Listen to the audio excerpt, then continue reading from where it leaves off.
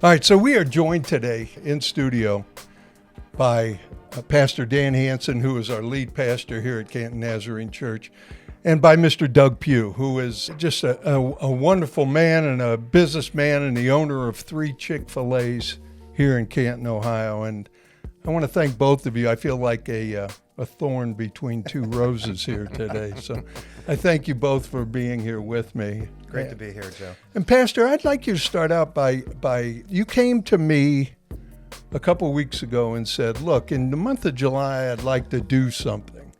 And I'd like you to include the podcast into that and explain to people what your vision is for the month of July and why we're doing this.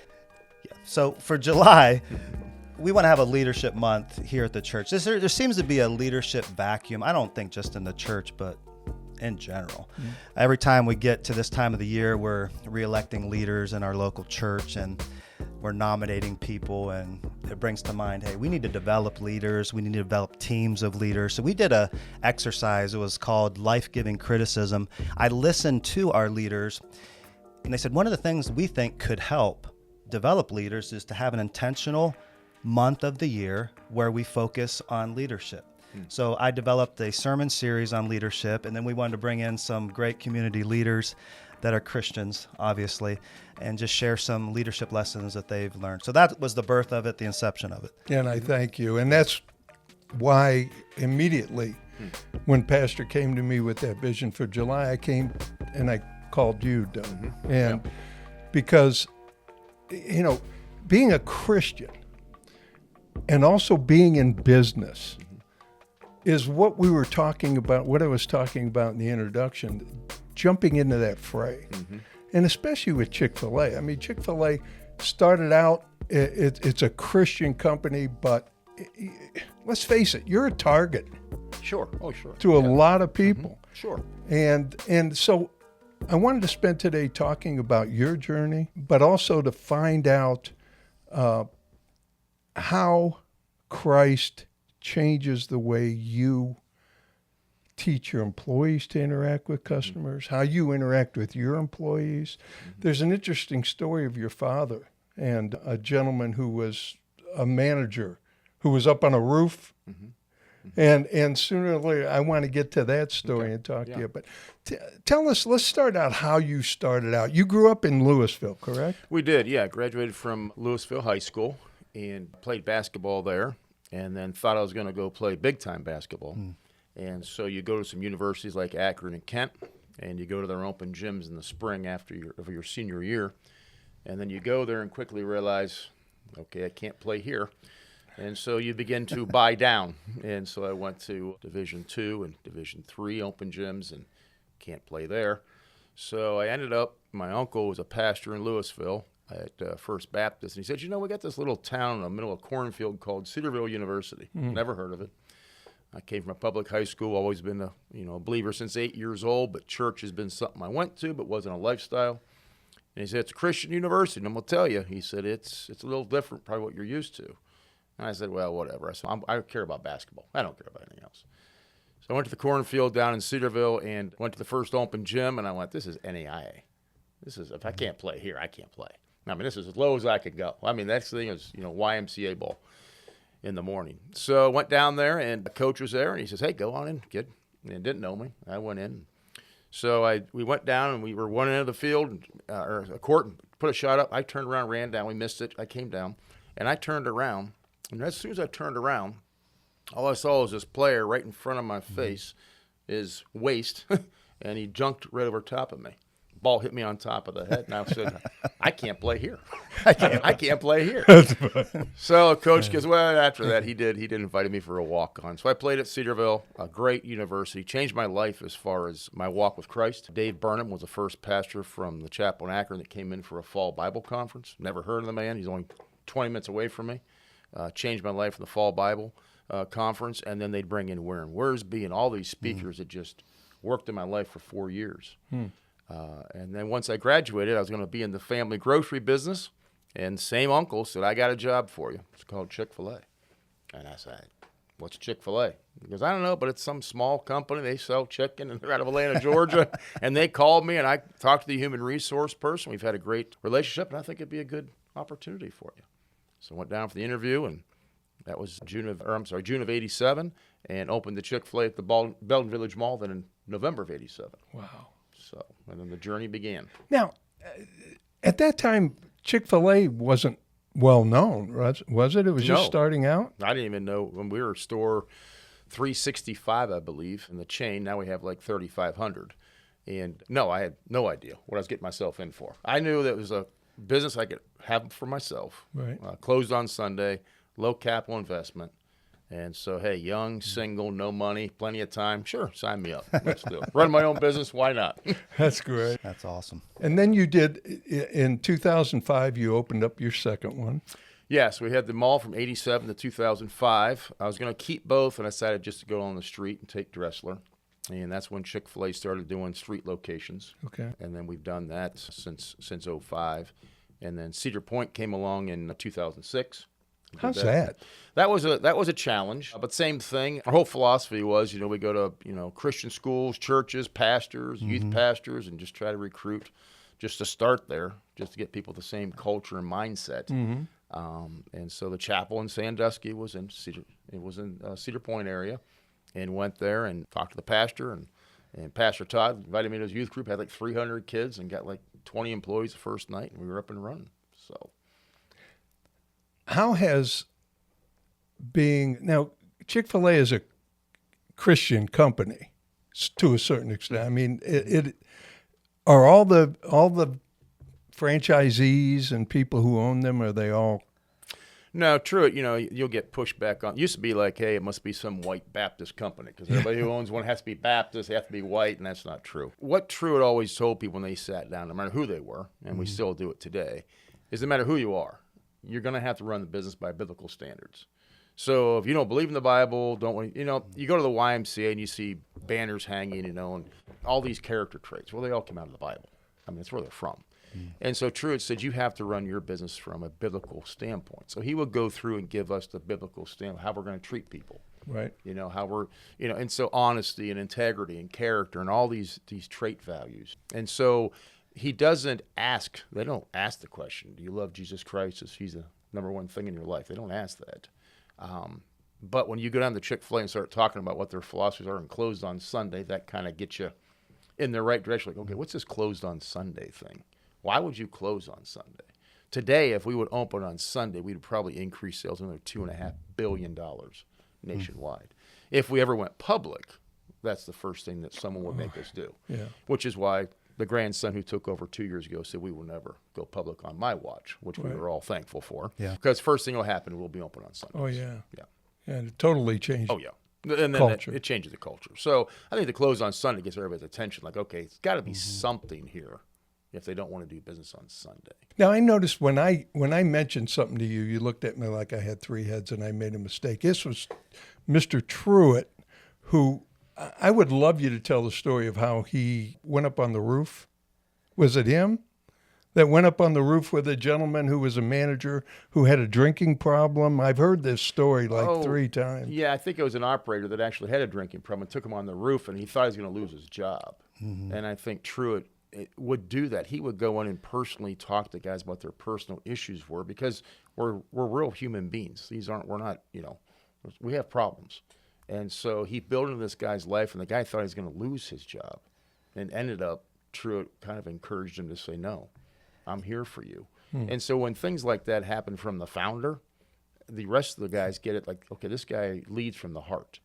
And you talk about leadership lessons and things like that. And Mark Miller's a great guy at our company. He's got a book out right now called Uncommon Greatness. And it talks about leadership values of leading from the heart. And that's where we learned a lot of our lessons in leadership was from Truett. That's how he would do it. He would never do it from a financial standpoint, never. And Pastor Dan and I are talking about, staying generous, keeping open-handedness. When we clench and try to save and pull back and not give to people, that's when the issues in life really begin. Doug, before I was doing this, I was a football coach, a college football coach, and that's really where we met. Yes. We came down to the store and said, hey, we would love some chicken some Christian chicken. Yes. Help us win some game. The Lord's blessing. Can I have the Lord's about it. blessing? Yes. And you were so generous. We said, hey, we would bring some players down. They'd sign autographs. I think it was on a Thursday night. Every Thursday. Would create that atmosphere, and then you would turn around, and it's kind of a win-win. We were getting our guys in the community, creating a little atmosphere there at the store, and you were donating chicken to us. And I was really amazed. I was surprised because we had a lot of football players. You were giving us a lot of chicken sandwiches during two-a-days. A lot of waffle fries too, honey mustard sauce. You guys got some great stuff. Yes. But does that ever worry you? Giving away. I mean, the bottom line, are you still making money? I mean, you're in business to make money, and you can only give away so much, right? I imagine there's so many people coming to you and asking. Sure. Where's the tension line? There is a tension line. We started years ago, and groups would keep coming, and we said, guys, I can't keep writing checks to every single thing in town. And so my goal wasn't to ever say no. I said, I got to figure out a way to say yes. It's the old adage of, the answer is yes, I just got to figure out how to say it. And so that's what we would get into. Like, hey, I can't do this or that by writing checks or that, but I have food, and I can give food. And the great thing about food is it creates fellowship. And food and fellowship together create community. And so when all those three things come together, the magic happens. And so what's so great and true, it taught us that food is what brings people together. And so that's what brings people to our restaurant.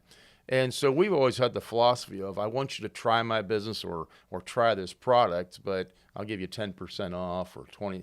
It's not going to get you in the door. You have to give it to somebody.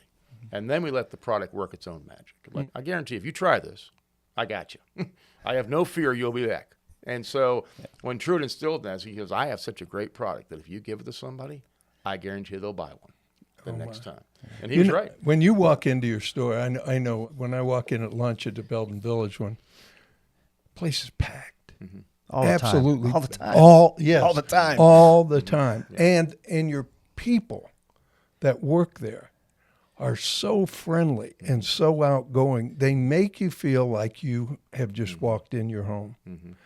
And that is a lesson for so many businesses because I look at what you're talking about, Doug, and I know how you are, and I know what Chick-fil-A is all about, but people don't understand that the secret of success is service. And the secret of success is giving. All that takes care of itself. The money part, you find out, takes care of itself when you start giving and you're not that bottom line mentality. And that's what you do. Yeah. And it's funny, when you say the word service, the word in there is serve. And so it's built into it. But the problem is we're in these service industries, and that's the furthest thing you get is people serving you. When Christ says, I didn't come to be served, I came to serve. And we always use that as our mission for all of our stores. Our mission is to serve. And say, what does that mean? I said, that means somebody should be serving someone at all times. So the dishwasher is serving the people in the kitchen are serving the people up front. Of course, the people up front are serving the customers, but they think that's the only service model is from the counter to the customer. And it starts way back, all the way to the back office that the leader is actually serving everyone in that business. And I got to stop right there because I've gone through the drive-through a lot. And I would see Doug, he would be serving the drinks and the bags of food, and you would remember my name. I would drive thousands of cars, right? And I'm going, hey, Dan, here's your chicken. And literally you out front serving. And you'd mentioned culture and mindset a little bit ago. And, around here, our culture is love God, love people, strive for excellence, choose joy. It's all biblical. In this service culture, here's a question for you, though. When people are I can't imagine everyone's nice and friendly to you. When people are difficult or you come in a difficult situation, how are you trained to handle that? How are you training your employees to still choose joy or, to love people when people aren't kind? Well, there is a 95-5 rule, and that means there's 5% of the people out there that want to steal from you, want to take advantage of you. Their dog dies every day, and that's what I tell my people. I said, just remember, his dog just died. That's why he's ripping your face off. That's why she's upset. That's why she's angry. Now, some people, their dog dies every day. I don't know how many dogs they have, but they have a lot of dogs that die.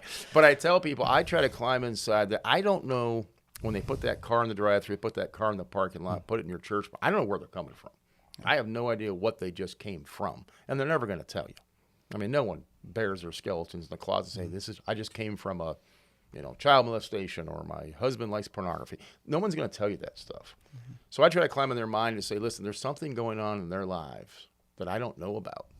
But our job is to break the chain of bad things in their lives for a small piece of time, which could be 2 minutes, 3 minutes, 4 minutes. If you go to my dining room, it could be 20 minutes because my dining room ladies will love on you. But if it's a drive-through, I'm just trying to break that chain of my life's awful, awful, awful. And I'll come to Chick-fil-A and, okay, moment of goodness, and then back to what I have to go back to. So I had a lady a long time ago, quick story. She called me and she said, hey, she goes, I came to your drive-through and you forgot my salad dressing. And I said, most of you are thinking, well, I'm sure in your fridge. I mean, we screwed up. I'll send you a free salad. I'm sorry, whatever. And I'm sure you got salad dressing in your fridge. I mean, I appreciate the call, but it's like I ruined something in her life. And I said, there's something in my mind said, there's something here that I'm missing and I have to see. I said, give me your address. I said, I'll bring you the dressing. She goes, no, you won't. I said, yeah. I said, give me your address. She goes, all right, well, lesson learned, ask where they live first. We live clear out in East Canton, about 25 minutes away. So I get in the car, have her honey mustard dressing in my thing, got my name tag on, and I drive 25 minutes out, knock on her door, and she peers out the curtain. I show her my name tag dressing. She goes, comes to the door, just cracks the door, and she goes, excuse me, can I help you? I said, well, you called, and I forgot your dressing. And she goes, why are you here? And I said, I don't know. I said, but you sounded like if you didn't get this dressing, it was going to be the worst day of your life. And she goes, and she started crying. Wow. And she opened her door up, and her house was completely empty. And I looked inside, and I said, I'm sorry, what is going on? She goes, today was the first day of school. My husband went to work. The furniture hasn't arrived yet. So I'm here at the house all by myself. We just got mattresses on the floor. I'm by myself. So I said, I'll go to Chick-fil-A. And I'll have an experience, a great day, and everything I want in life will be there to be right with the world. Oh. And we screwed it up. So the key of that story is we don't know what people go back to or what they're coming from. So we keep that in our mind at all times. It helps us that gap of like, this person is a flaming idiot. They're driving me crazy right now.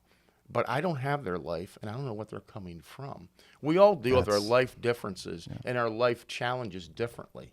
I don't know if I would ever really go out and lambaste a service industry person or a fast food worker or a person at Target or somewhere. I don't think I would blast them because I'm having a bad day. But some people will. Yeah. And some things can just set them off. And so my mind is always, there's something in their lives that's setting them off. But you have to deal with employees also, Doug, who are going through the same thing. Mm-hmm. So you have to not only reach the customers in that vein, but you have to keep reinforcing that with your own employees because they're going through bad days. Well, how do you do all that? Well, that's hard because a customer comes and goes in 30, 40 seconds. Your employee, they're coming every day with that same baggage. Right. Church member comes in, it's the same thing. And now you start to know what they're going through, and now you do know their backstory. You do know that their dog has died. You do know that someone has cancer. And so you really have to, and Truett taught us, it's a ministry. And so when you treat your employees as a ministry, that you're there to minister to your people. He said this is just a 40-foot pulpit. Just happens to have registers on it and cash drawers. And he goes, this is a pulpit. Use it that way. And so your congregation is right behind you, all your people working for you, and all the visitors that come in, your congregation is supposed to reach out to like you would in a community. And do you know what the word ministry means? To serve. That's what it means. Ministry means service. So you look at the UK, England, where a lot of our viewers are, right? I heard you were saying earlier, yes. We're reaching across the oceans. Yeah. But the ministry of defense, the ministry of, that means the service of. We lose track of that completely. Yeah. And so when like Truett saying, this is your ministry, it comes back to the whole, this is your service. This is how you serve. As Jesus said, what you said. Yes. Yes. I didn't come to serve. I didn't come to be served, but Yes. to serve. Yeah. So that's awesome. That's good. Yeah. How do you talk about Jesus Christ in that environment? Do you have to be careful, or are you pretty bold about it, Doug? Here's the thing. I tell people, I think the hardest thing is when people share Christ is that I share Christ, what Christ is going to do for you. And when I say that Christ is going to change your life, he's going to do this for you, your life's going to be this, people go, I don't have the Spirit, so I don't really know what you're talking about. So you got to flip that around and say, listen, this is what Jesus has done for me. I don't know what he's going to do for you. I don't know if it's going to be a great life, a terrible life, your life will continue on the way it is. I don't know. But I try to tell, this is what Jesus has done for me. And then through what I do in my life and how I live my life, then they say, okay, this Jesus thing you talk about, this relationship thing. Okay, tell me a little bit more now. I'm watching it, because if you don't flesh it out, if people say, well, I don't bring a Bible and this or that, I understand that. But if you don't flesh it out when they have the questions, then you better be ready to answer what you're saying. So I call it the barn door moment, when someone swings open the big barn door and they ask you that big question, like, tell me about Jesus. That is a moment you better be ready for. But you've been preparing for that moment through all those interactions. And so just had Pastor Luke Larson came in, because Chapman Akron's in its 90th year. And he came in and he says two things, guys. He goes, love people, point them to Jesus. But he didn't say point them to Jesus and love them. He said love people first and point them to Jesus. Once people know they love and trust you, now I'll listen to you. Joe, I think I trust you now. I think what you're saying about Jesus just might actually be real. And we talked about that with Bill Shear a lot. Bill Shear talks about that with his horses. Yes. And it's so true. Bill says that when you go into work with the horses, and I found this in the trip to Ukraine. I find this with you see it every day. You see it every day as a pastor of this flock.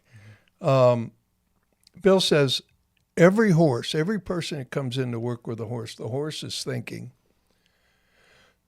can you help me?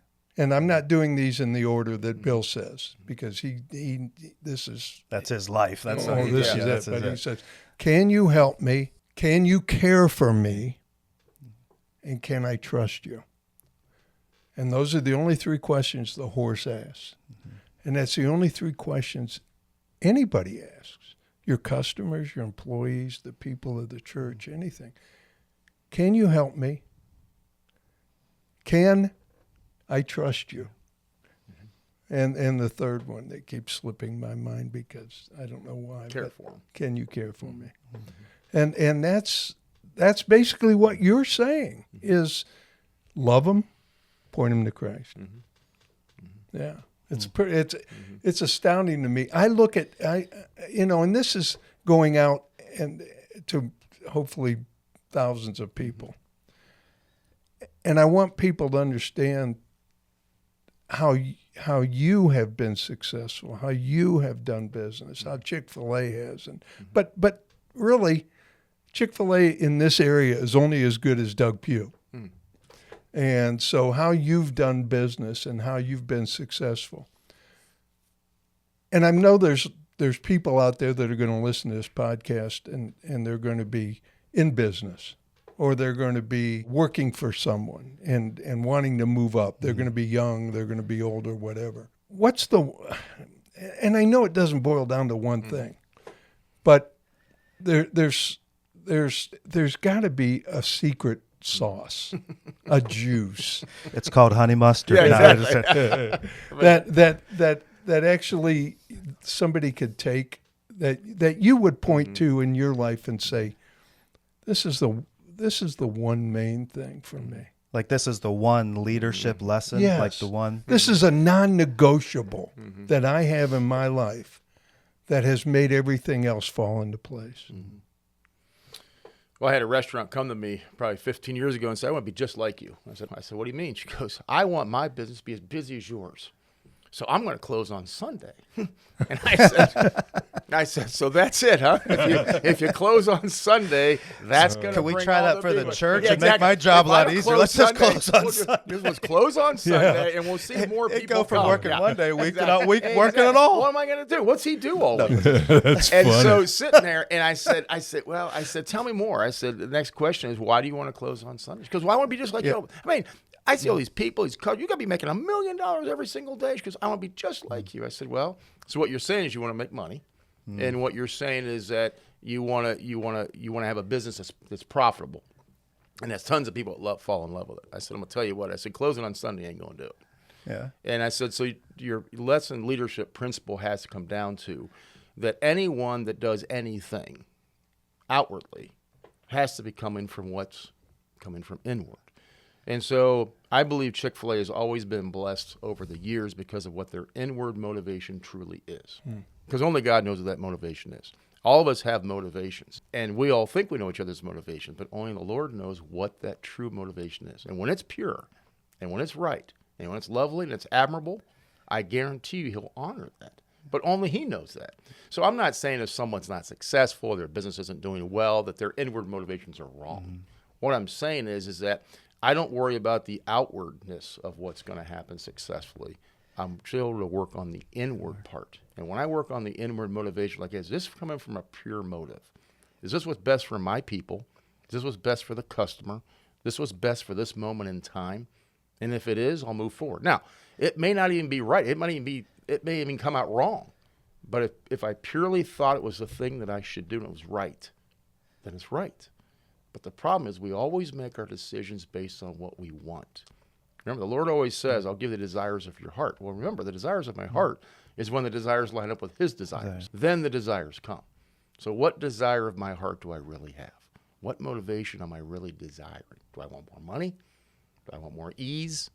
Or like He said, you come to me, I don't guarantee you any of that. None of that.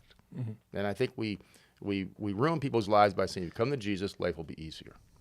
If you come to Jesus, He'll help you get through life easier. That's the difference.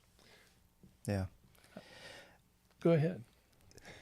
I took you to our feature wall as you walk in our Yes, worship center. yes, It says, yes, love God, love yes, people, strive for yes, excellence, choose yes. joy. Because there are days when I get up and that inward motivation, what you're just talking about, isn't pure. Yep. And it's helpful to have those to bring me back to that center where I ask myself, Dan, are you doing this because you really love God? Are you doing this because you love people? Are you doing this because you really want to do your best and strive for excellence? Because everything Jesus did, he did well. Are you doing this because of the joy of the Lord? You know, and I miss the mark a lot of days where I'm not, and those help bring me back. I guess is what I would say. With Chick-fil-A, are there 3, 4, 5, 6, 7 core values that help bring you back, your employees back to really the heart of your founder? True, it was based everything on Christ's life. Yeah. Yeah, I think when you talk about the people who own a Chick-fil-A and the owners, I mean, Chick-fil-A tries to keep the owner and their heart close to the community and close to their people. Okay. You know, McDonald's had this same thing 30, 40 years ago, had a great model. Everybody loved McDonald's. People were great. And a lot of the ownership was very close. And then they let you have 3, 4, 10, 20, 50, 80, 100, a whole state. Well, no one man, you know, in a service industry, it's very hard to get service down to the frontline people. You have to keep the heart of service with every level of leadership that you have down to that frontline person. You better be stuffing that down your leaders' faces that this is how we serve. But here's what happens is everyone in the front line is looking back over their shoulder and saying, is that person serving me? And so it all starts ultimately way back at the beginning to the very first person.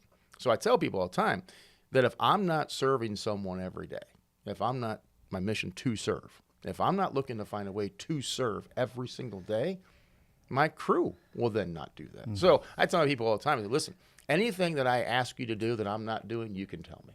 One time I didn't say the magical my pleasure, and a girl called me on it. She goes, you didn't say my pleasure. Wow. And I said, you know what? You're exactly right. And I said, but we're still going to do it, but I want you to hold me accountable. But remember, I'm going to keep doing it because I want you to do it. And so embodying those values that you want other people to have, they really have to see it coming out of you every day. Yeah. So how does Doug Pugh recharge? Do you ever wake up in the morning and go, I don't feel like doing this today? Right. Yeah. It's always sometimes easier for me, and I feel awful for my people. If I'm having an off day and my dog maybe dies, Yeah. I can pull out and the business still runs. Mm-hmm. But if my people who have to make a mortgage and a car payment and have to go to work and their dog dies, we always tell them, hey, if you're having a day, you're having a week, we need to know.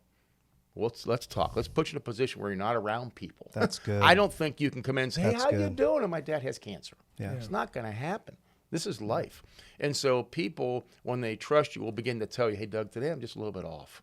There's nothing here. It's just outside of here. So then you can help figure out, hey, where can I put him at? What can you do this couple of days? And you don't give them a hard time for it, like a lot of companies would, bring me a note and all that stuff. Exactly. Well, that's great. The fact that someone could come in. I'm even thinking of our team dynamic. You come in and say, "Hey, Dan, I'm just I'm not going to go into it, but I'm having an off day." Yeah. Well, that helps us understand each other, or me sharing with you. Hey, Joe, something happened last night, because he doesn't know what happened last night. Right. But he knows something's off with me. Yes, and you think it's you. You think it's the church. It's something going on in the ministry. Something's running your leadership. What you said. Don't like, guys. And I always tell them, just honestly tell me: is it us? Is it an issue we have here, or is it something outside of here? Say it's personal. Just going through some stuff. All I need to know. If you want to share more, I'm here. But if you don't want to, it's okay. But now I know it's not us. We're not. That's something. great. So that helps us to kind of get through those patches. We're always trying to read somebody, right? Like, why is he acting so? What's his mood today? Oh, yeah. Janie, you okay today? I'm great. Well, Janie, I tell you, if you are, you still don't seem like it. So in your training, you talk about this and say a little bit. bit. Yeah. Again, you have to earn the trust and respect of your people. And people. A guy just asked me last night. We're out for dinner. He goes, how do you get people to, at your place be so kind and generous and all the rest? And he goes, I want to see your training program. He goes, what kind of brainwashing you got going on? I said, well, it's 2 sweet teas at Chick-fil-A. No, it's not. I said, guys, at the end of the day, I said, our people know when they come in, they may not make it. So if I have 6 people around the table, I usually say 3, you probably won't be here in a month. I wanted to get into the culture and the culture change in our country, and how that has affected your business. Because, there was a time when you started in '87, our country was much more tolerant towards Christianity, much more tolerant towards the church. And as it continues, our country has become more jaded and become more cynical and more mean-spirited as far as attacking. And that was brought to the fore a couple years ago. It's been a while now, but when there was a national boycott of Chick-fil-A. Right. First of all, how did you feel when that happened? And secondly, I know that everybody rallied behind you. Yes. And so I guess, Doug, what I'm trying to find out is, how did you feel initially when it happened? And then how did you feel when you saw the community rally behind you? Yeah, I think it happened back in 2012. And, talk about the cultural shift. Real quick on that is that what I found now is that when I disagree with you, you disown me. See, I used to be able to disagree with you, and we could still go out and have coffee, no big deal. I mean, I can't stand what you think and believe, Dan, but we can still go hang. I'm fine. Now, you're a pastor, you believe it. You know what? I can't have coffee with you. I disown you. And what happened in 2012 when Dan made the comments on a radio thing like this, I think it was Radio Baptist Press, and the guy asked him a question about traditional family, and he goes, I believe traditional family is between a man and a woman. I don't believe a traditional biblical marriage is between 2 men, 2 ladies. I just don't believe that. And when I heard it, I went, okay, he just said what he believed. But then when you get into scripture and says condemned to death and this or that, and people start reading into things and saying, so you're saying all homosexuals are going to go to hell. And so the blasting of people trying to protest and things, what happened, what resonated back then was that people were saying, listen, all they're saying that this is what their value is. It's like when you're sharing Jesus from what he's done for me. I'm sharing what my stance on biblical marriage is. This is my stance on that. And let's My stance. My stance. And let's Yes. talk about what, because remember, I have a biblical worldview. Like I tell my kids, we're going to have a conversation all day long, but you know where my filter's coming from? It's a biblical worldview. And if you don't have that same filter, it's going to be a very difficult conversation. That's okay. I don't mind having different filters, but I want you to know where my filter's coming from. So when you ask me a question, it's going to come through that filter. Now, not everybody has that biblical filter. So I can't sit here and ask them to answer a question on traditional biblical marriage when they're going, what does biblical marriage even mean? What do you mean leave your mother and cleave? Leave, then cleave. See, we cleave now, and then we leave. You're supposed to leave and then cleave. We're doing a lot of cleaving right now, and then we leave. And so I think understand the community rallied around us because they felt like something was happening to a company or to a thought process. Like, you should be able to say what you want. Remember, if you don't like what we stand for, you don't have to come. There's 300 restaurants probably within 8 miles where we sit, maybe 400 restaurants. This has the most restaurants per capita of anywhere in the world, I guarantee you. I believe there is a restaurant everywhere. And I mean, so many. Yes. You don't have to eat with me. And I understand that. So I'm not here to preach to you. I'm here to serve you. You're hungry. I'm going to serve you. And I tell people all the time, I don't know who walks into my restaurant. He could be an adulteress. He could be a guy who's a child molester. He could be watching pornography on his computer every day. Or he could be a homosexual. I don't know. But I know foundationally one thing, it's a heart issue, that if we don't change the heart, none of those sins are going to be taken away. And so what we get so bent out because some sins are out in front. Like no one walks up on the street and says, do you know I'm a child molester? Yeah. We'd smack them. Do you know I watch child pornography on my screen at work? Do you know I'm a homosexual? So all of a sudden, just because someone now says their sin out loud, all of a sudden now, it's a problem. All sin's a problem. Christ looks at all the sin being a problem. So I look at a homosexual. I've had homosexuals work for me. I've had bisexuals. I've had trans. I had a girl that wanted to be called, I think she wanted her name to be changed. And I said, hey, when your name gets changed, your birth certificate or on your public records, I'll change it. But I said, until that moment, this is who you are. And so I try to meet them where they are. And I told them, they said, I want to be used with the right pronoun. I said, listen, I'm going to screw it up. I said, I'm too old to remember all that stuff. I said, I'm just going to call you friend. Is that okay? Does that offend you if I call you friend? And they said, no, it doesn't offend me. I said, good. I said, then you're friend.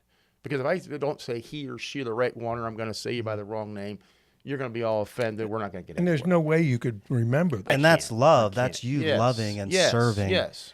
And letting God take care of what He asking, can only is this take okay? care of. Yeah, is this okay? Is if I call you friend? She said no, and I would have had to go to something else. But so I think the whole understanding of what happened with Chick-fil-A at that time, and really funny is since 2012, we have been on a 10 to 15 year rapid. Our growth quadrupled. I mean, I think at that point we're at 6 or 7 billion. We're like 24 billion, and we have like doubled almost every year since 2012. And the food is great, but it isn't about the food. No. You know, God is honoring it probably. I think that. I look at things like that way, but I also look at it as the culture. It is a place. It's an oasis in the desert. I talk about that with Pastor Dan all the time about this church. Because I believe this church is an oasis in the desert. I truly believe that. And I believe Chick-fil-A is that to our society. That wants something where they could walk in and someone's going to love them. Right. Yeah. And serve them. Yeah. Thank you. We're like a choir here. Right in the same track. Sorry. Yeah, I think people not scripted. We're just rolling. I think it's how people just want to be treated a certain way. With respect. And they're longing for that. It doesn't happen. Again, the respect thing of like, if I disagree with you, that's not respect. Disowning you is not respectful. No. And Dan says that our Truett's son always said, honor, dignity, and respect. No matter who the person is. Honor. What'd you say? Honor? Dignity, and respect. Everyone needs to be dignified. They're a child of God. They are made in His image. They need to be honored. They need to be respected. I don't like your view, but I will respect your view. And part of that is the understanding who we are. And I think part of understanding ourselves as Christians, Doug, and you tell me if I'm wrong, but understanding ourselves as Christians is being flawed and not being perfect. And a lot of times, and this has to do with anything that's labeled Christian, like Chick-fil-A's ownership, is people look at it and they think immediately of the moral majority, right-wing Christianity, all those things that are kind of in your face, hitting you over the head with a Bible, saying that you've got to change to be accepted by God. And I think part of that is Chick-fil-A and you and Truett and everybody else. You're accepting people where they are instead of saying, well, you can't work here, or you can't come in this place. Well, yeah, you can. And we're going to serve you exactly as we're going to serve Pastor Dan when he comes in. And I think that's the key. Yeah. That's the way we have to be, all of us, as a church, as Christians, as individuals, is being, understanding who we are. And that only by the grace of God are we who we are. Yeah, and I think, we try to set very clear expectations. Anyone can work with us, but we set very clear expectations of what we expect. And so you will respect other people, those you even disagree with. You'll treat people in a certain way. And we want them to know that when those expectations are clear, that they may not stay. And so those 3 of those 6 people not here is because I said, listen, the expectations aren't changing. We're asking you, can you abide by these expectations? And some of you can only abide by them for the 6 hours you're here. I don't know what you'll do the other 18, but the 6 hours you're here, you will abide by these. Now, if you want to, great. I had a girl one time says, my last job, they were just glad I showed up. You got this name tag thing and having this uniform code and wash my hands and this. My last job, they were just so happy I was there. And I said, that's where you should go because you'll be happy. Because here, we're going to drive you nuts. Because I'm going to actually, where that name tag is, to wash those hands, make sure you got the proper uniform, the non-slip shoes on. I said, it's going to be every day. So if that's going to drive you crazy, my job in life is not to frustrate you.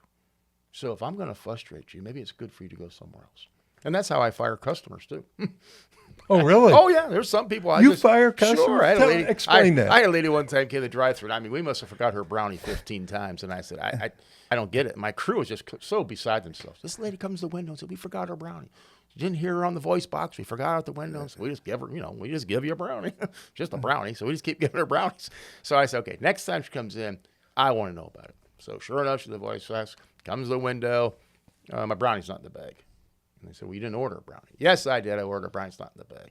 And they said, can you pull to the corner? We'll bring it up to you. Because that was what I told them. So I go up with the brownie to the front of the car and said, ma'am, I said, I hear we forgot your brownie. She goes, you sure did. And I said, what I'm really confused on is we've forgotten it like 15 times. And I said, I just don't get it. I said, we're just idiots. We're just fast food workers, and sometimes we really can't get things right. And I said, I'm going to tell you what. I said, I'm going to give you this brownie. I said, but it's the last one.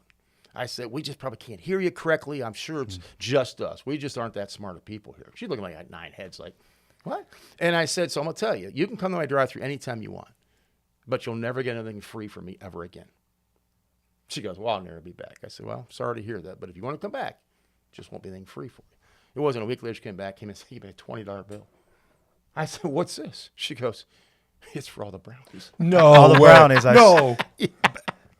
No way. I couldn't believe it. I'm going, oh, there is a God. Yeah, yeah. And so she knew she was trying to scam us. She knew. And we just kept giving and giving, but there is a point you say, all right. You can't just let people do what's wrong. Yeah. There's the 5% that continue to want to steal from you. They can only steal to so long. I'm not going to keep letting you steal. Yeah. There will be a stopping point. And that's a misconception about Christians, is that Christians just let people walk all over them, or aren't willing to say the hard thing, do the hard thing. Jesus said and did the hard thing all of the time. And I'm so glad. I'm sure there's business people watching this that are glad to hear that. Well, I have an employee that's underperforming. I have an employee that's not getting it done. Well, what do? Just because you're Christian doesn't mean you keep them on your team. Right. Sometimes you just got to say, you're not meeting the expectations. It's time for you to go somewhere else. Yes. Right? Yes. Yeah. And you do it in love. Well, you do it. You give them every chance you can to be successful. Yes. And we tell them, my line always is, we're going to continue to frustrate you because we're going to continue to ask you to meet an expectation that maybe you don't want to meet. Maybe you can't get out of bed. and get to work on time. Well, I'm sorry, 80 other people do. And we're not changing our standards like, okay, everybody can come 5 minutes late. This is the standard. Same thing for me. If I got to be here at 9:45, I better be here at 9:45. If not, you can't change for everybody else. Well, you get here at 10:15. It doesn't matter, whenever you get here. Mm-hmm. So understanding the expectations have to be clear, and everybody has to be on the same page because, as you know, Janie's the new employee. She has all the new rules. She'll abide them. But the guy who's been here 30 years, he can do what he wants. No. I said, that guy is me. So when you're sitting here and you see me not doing something, hold me accountable. Hold me accountable. That's great. Your interview process, how intense is it? How extensive is it? If you have teeth and eyes, I love you. I mean, come on in. I mean, here's the thing. And I tell you, the business will say, you got to come down and talk to me about customer service. This guy's, listen, I said, we're in a service industry. We're not in a skill set industry. We're not drawing blood. We're not doing open heart surgery. We're not killing or we're not saving lives here. I said, I'm in a service industry. I need a person. You give me the person, I'll find you the job here you can do. I don't care what your skill set is. I had a guy who worked at McDonald's. I ran the grill at McDonald's. I can run your kitchen by myself. I said, excellent. Come on in. Lasted 2 days. He goes, I've sold more food in 2 days than I sold in 2 weeks at McDonald's. He goes, this pace is, I can't do it. Can't keep the pace. Can't keep the pace. So I tell people all the time, it's a mindset change for them. Mm-hmm. It's a mindset change. How much time do you spend in the stores still? Now, not as much. But yeah, early on, like Dan was saying, again, it's somebody says, you're always there. It's about picking the key times when you know about 70% of your people are going to be there. Well, that's usually 11 to 2, 5 to 8. I mean, I get some people between 6:30 and 10:30, maybe some people between 7 and close, maybe from 2 to 5. But there's pockets of time where if I'm there consistently those 6, 7, 8 hours a day, I'm probably going to catch 80% of my people. There you go. And that's why you try to make sure you hit those key times. And so it's not an all-day thing. Like, I'll be gone, I'll pop back in at 7 o'clock. Oh, my gosh, you're here all day. And I'm like, I haven't been here all day, but thanks, okay. He tricked me, Joe. He tricked me. He thinks I'm there all the time. Exactly. Yeah, exactly. And then I went home as soon as he left. Good, I saw Dan today. Go home. Check that. But he'll tell. Let me know if he comes back. Yeah, exactly. Yeah, I got a camera in my house. This guy's amazing. That's funny. It's so many lessons. There are lessons here that just boggle my mind as far as what you've learned and how they relate. What Doug has done, what you have done. There's so much synergy. Oh yeah. Again, it's not. It doesn't matter if you're selling chicken. If your mentality is serving's in any industry you're in, and everybody talks about. I don't care if you're just talking about a warehouse, an office building, whatever else.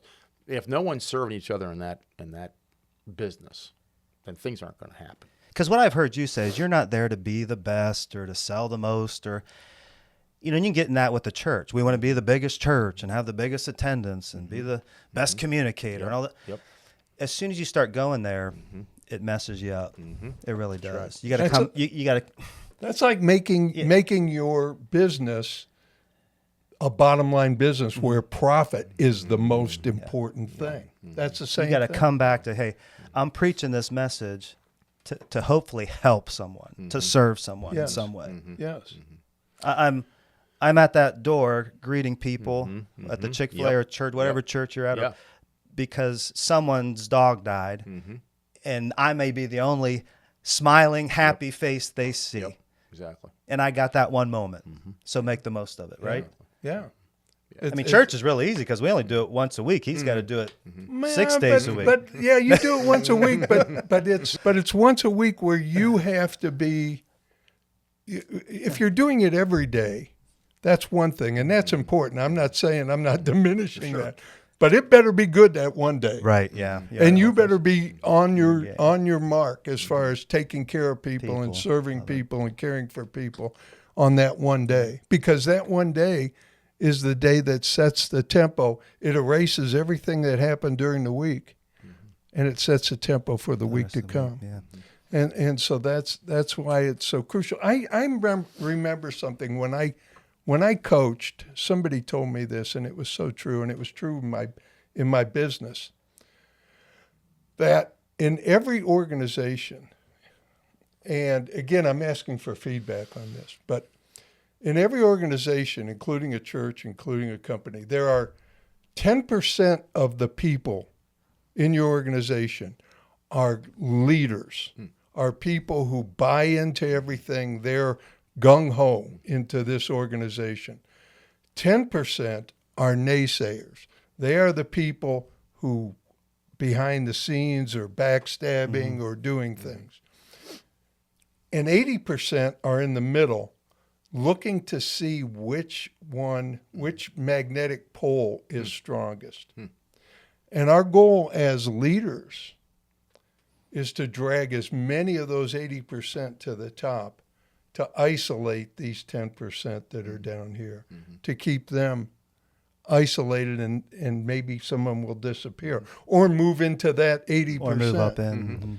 And that's true with any business. I mean, I would think you'd look at your people. If you look at a store, you'd say maybe that is taking place. Well, I think what you just described, and that's the definition of culture.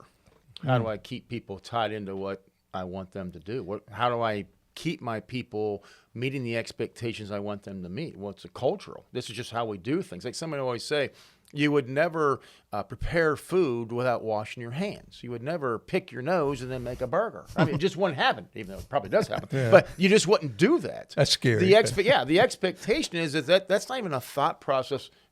Okay, we do that. That falls on the floor. Okay, that's gone. There's just certain cultural things that become norms to where this is how we run our organization. Guys, that's unacceptable behavior. We just don't do that. And again, like you said, we bring those 10%. That's not how we do it. Those bottom 10%, that's not how we do it. Again, I'm going to continually to frustrate you. And life is too short for you to stay here and hate life. Because that girl who wanted to go somewhere and just show up at work probably loved her life. Probably made just as much money doing whatever she wanted. That's fine. But those bottom 10%ers, if that expectation isn't the same for them as it is for your 10%ers on the top, who have pretty much set those core values, that this is how things will be done. I call them the core. They are your core. Without your core 10, 12 people, no organization runs. I tell my people all the time, if I could just have you 10 and you could work 40 hours every day, I don't need any other employees. I just need 10 of you. But we have a life, so we need about another 40 of us. So the point of this is that cultural piece has to be so consistent that no matter what, it doesn't change. This is what our expectations are. And once people work in an organization, they see like, you know what? Okay, I guess this is how I have to act. So when you talk about people being consistent, I go to Chick-fil-a and they're like, that's a consistent norm. We don't go to Chick-fil-A and we try to not say no. If we screw it up, we try to make it right. 6 words every leader has a struggle to figure out and learn is, I am sorry, I was wrong. Those are the 6 hardest words for any leader to learn because leaders aren't supposed to be wrong. And they're never supposed to be sorry for their actions. Well, if you wake up every day and say, I'm probably going to be wrong 10 times and sorry 20 more, I'll get through the day a lot easier. And I always like to tell people I'm wrong before they tell me I'm wrong. They already know I'm wrong. I might as well just admit it. It's the old Dale Carnegie mindset. Tell people you're an idiot before they tell you. That's like, hello, the idiots in the room. So I'll run a meeting. It's okay. The idiots in the front of the room. We're going to have a meeting today, and I'm going to say something you probably won't agree with or not like, but I just want you to know I got that out of the way. Now we're all in agreement. The idiot's going to say something you don't like. Yes. Okay, good. Now we can continue on. We got that out of the way. Because if you don't, they're thinking anyway. Like, what is he talking about? We're not going to do it this way. This is so stupid. So it just puts people at ease when you open up with that. I tell people, humble yourself. Making unpopular decisions is the number one thing that most leaders have to understand. You have to make decisions that others aren't willing to make. Why? Nobody wants to make an unpopular decision. You want to make a policy change? No one wants to make a policy change because everybody's going to hate it. They are. You say, hey, we're going to make this change. I don't know if it's even right. And I'll be the first one to say, I am sorry, I was wrong. But we've got to make a change because I believe this is where we need to go. To grow. Now, help me figure out if this is right or wrong. And if it's wrong, tell me why you think it's wrong. So I think those conversations, like you said, have to be very open on the front side. They're going to have the back channel meeting anyway. Once the meeting's over, there's a meeting after the meeting every time. So I have my people, I say, okay, how'd the meeting go? And they said, well, I think, no. I said, how'd the meeting after the meeting go? Oh, you mean what we really talked about? Yeah, that's the one I want to know. What's going on in the channels? What are they talking down in the trenches like this is not going on? How'd you learn this? By making 1,000 mistakes. I mean, when you're 22 and you start a business, the last thing you Wow, want people yeah, to think 22. that you don't know anything. So I was very insecure. So I knew everything at 22. I don't want you to think. I mean, I had people older than me. I mean, I'm 22. Most of my employees are my age or older. And I got 16 and 17-year-olds only 5 years younger than me, and I'm telling them what to do. I didn't have a clue what I was doing, but I couldn't let them know that. So after about 4 or 5 years, I went, you know what? There ain't I don't know anything. Might as well just say it up front. I say, guys, I don't have a clue what I'm doing here. And all of a sudden, like you said, the whole room just relaxed. Just like, eases. He's like, Okay. he's not perfect. I could have swore that guy thought he was perfect. And now I'm going to work harder Yes. to fill in his gaps. Yes, exactly. I always tell people, I don't want to be the best. You said earlier, I don't want to be the best at anything. I want to be the worst at everything. I need to go find everybody else who's better than me at all that stuff. So if I hate details, I'm going after detail people. If I hate doing this, I'm fine. I'm doing the things that I love to do. And what do you love to do? Love to be around people. Okay. I love to serve people. Love to What I serve. loathe to do is sit in an office and do spreadsheets. My leadership people are sitting there going, and I'll walk into some stores and I'll see 14 leadership people on laptops in the dining room. I'm going, what is going on? I ran a store for 37 years. I don't know what spreadsheet you're going to put on the refrigerator that's going to change lives. The one you can change by getting your butt out of that chair in the dining room and getting in that drive-thru and helping people to know you're there for them. Now, there is a time and place for all. I know we need that. But I'm just saying, I get so frustrated. My leaders knew, like, we're always working. We never get time to sit down and do spreadsheets. I got one person. If you need a spreadsheet made, you send it to her.